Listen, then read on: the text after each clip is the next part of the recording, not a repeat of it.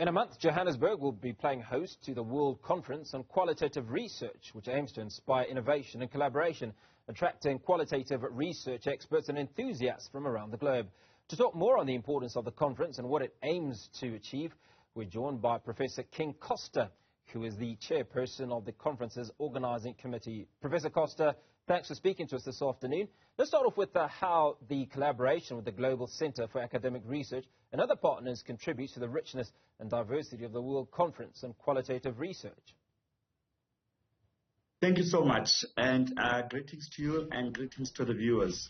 Yes, indeed, qualitative research is very, very important in solving difficult and complex social problems that have to do with the fast-changing world, where we deal with the people and answering the question, why? We are able to get the numbers, but the question, why are things happening? Why are people behaving the way they behave?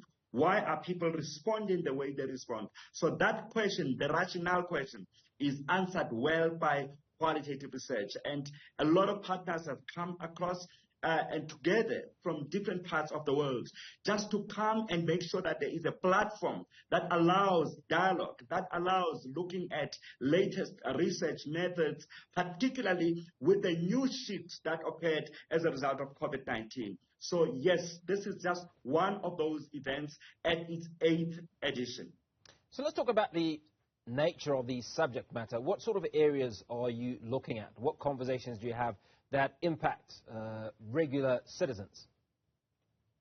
Right. First of all, the role of scientists, whether it's in social science, economic science, or even in natural science, is to solve problems. A lot of us would have seen, again, I will go back to COVID-19, when there were big problems that we did not know how to solve them, we looked to scientists to come up with their solutions. Now, the interesting part, sir, is that when you've got products that are coming out there, the consumption, the reactions, they depict behavior itself. I'm not necessarily saying that scientists will be only focusing on behavior, but the key question is the why, because the why is very important to let us know how can we actually deal with the problem that we're facing and the impact, the nature of the impact. How is the problem that is faced is impacting people? It could be in the changing landscape of employment, that would be in the economic sciences, but the changing climate of businesses themselves and the environment in which they operate in.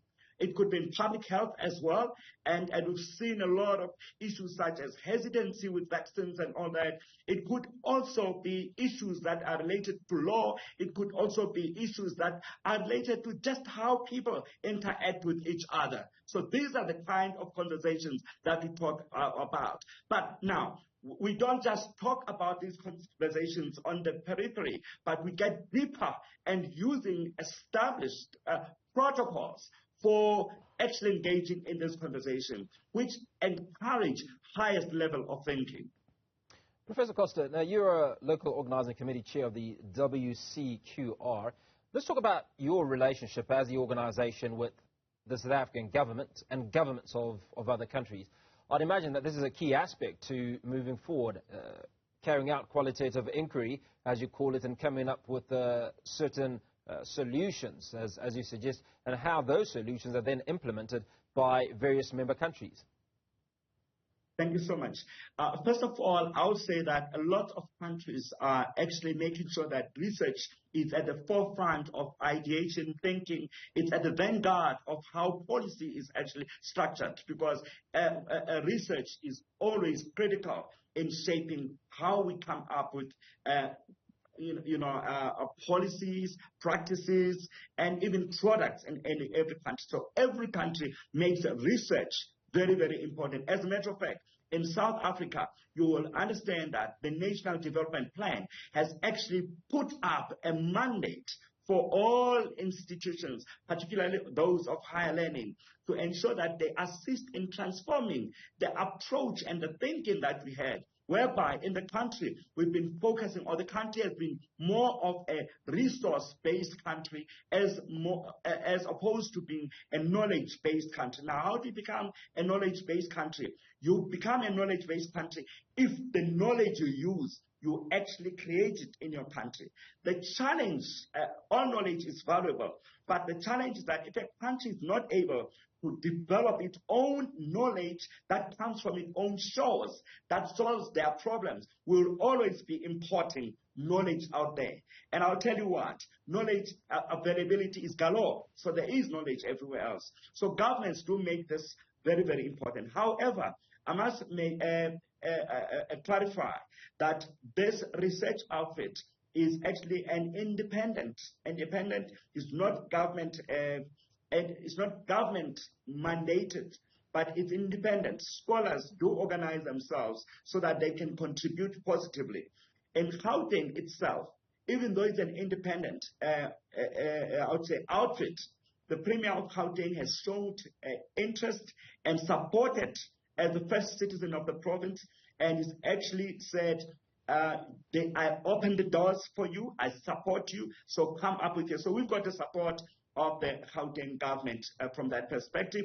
We've got the support as well of even the Gauteng Department of Education that is really passionate about research, noting that everything we do has got to come up with research. Say, there's a lot of issues with regard to research as an abstract entity or an abstract undertaking, but it's actually very, very practical.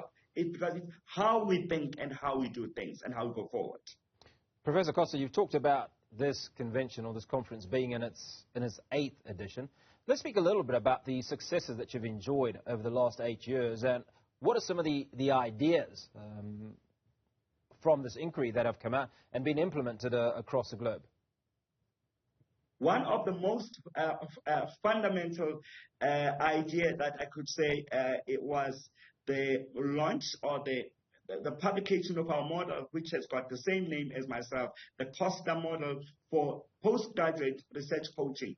We had found out already that most people who enroll for master's and PhD across different universities, they don't complete. So my experience and a lot of scholars' experience should suggest that when you've enrolled for a master's or a doctoral degree program, usually you wouldn't necessarily fail. Yes, you can fail if you go to the end, whereby the outcome is such that you must go and redo again.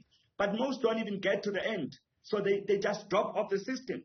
So you would have on average about from 2011 up to about 2016, that's where my study was, it found out that most universities you would have about 4,000 master's enrollments, and only 30% comes out. And this is not a secret. It's well known by most scholars and academics who know that there isn't any completion of their studies.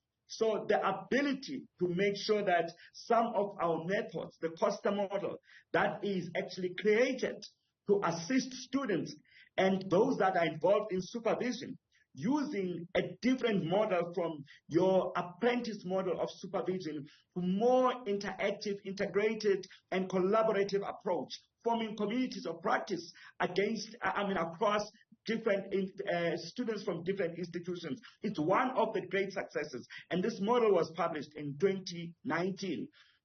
Yes, in 2019, that's October of 2019. But since then, there have been quite great developments. Some of those developments is understanding how to use qualitative research and embed it with technology and artificial intelligence. And how can we actually use these to solve the problems? So those are some of the advantages. But this one, this current one, the 8th edition, is absolutely very, very different in nature and practice. It's the first time the conference is held on African soil. It's not really a South African conference. It's an African conference. But it's the first time it's held out of the European grounds, and it's in South Africa. It's held as an hybrid. So we've got a conference going on in South Africa in Beirut Conference Center. I'm actually talking to you from the site of the conference itself at Beirut as we talk. But at the same time, it will also be presented or happening at the same time on the same days in the Azores in Portugal, and online as well. So that is one of the greatest successes, to say that the same conference can be held on the same day on three different platforms, and we are very excited about that. That's obviously a remarkable aspect to the conference, Professor. Now, the WCQR 2024 promises a lineup of distinguished keynote speakers. Can you provide a glimpse into the selection process and what attendees can expect from these speakers in terms of insights and experiences in qualitative research? Yes, we got every edition actually has had great and profound speakers, well-reputed scientists that have, carved a good background on their side, on their names. This year, we've got scholars such as Johnny Saldanha, and most people who have been doing research, particularly in qualitative research, there's that part of presentation of findings. And where you present findings and you distill them to get meaning and nuances from just data that doesn't make sense, and you fine-tune it. The key guru who's actually come up with a well-respected direction on that, on holding qualitative data, is Professor Johnny Saldanha. And for the first time, we will be having Johnny Saldanha as one of our keynotes at this conference. So we are very excited about that. That's just one of those.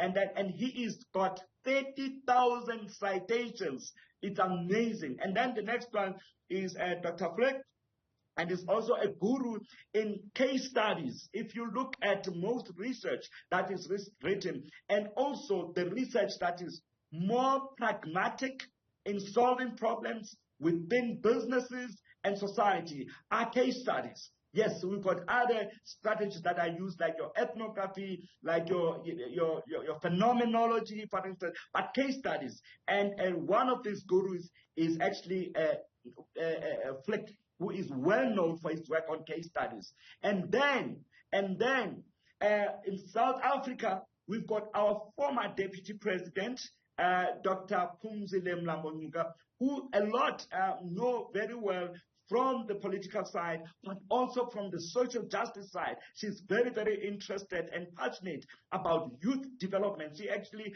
runs a foundation known as Umlambo Foundation, but she is a previous undersecretary of the United Nations for the last 10 years, where she looked at the portfolio of women and children across over 135 countries. So these are some of the exciting keynotes that we have. And then lastly, we've got Professor Rosario Aseli. Our students and collaborators at the Global Center for Academic Research, they know her. She is the mother of research. She is a great teacher. As a matter of fact, she's the one who inspired, together with Professor Wambaleka in Asia, to come up with a book known as Qualitative Research in the Asian Context. And it's published by SAGE, a big compendium of different approaches to qualitative research from the Asian perspective. She's one of those that is actually going to be a keynote, and she'll be speaking live right here at Beachwood Conference Center. Very quickly, just bring us up to speed with what room is available for young minds and future leaders to participate in this conference, Professor. Absolutely. There is great room. We are actually encouraging a lot. There's still door opened.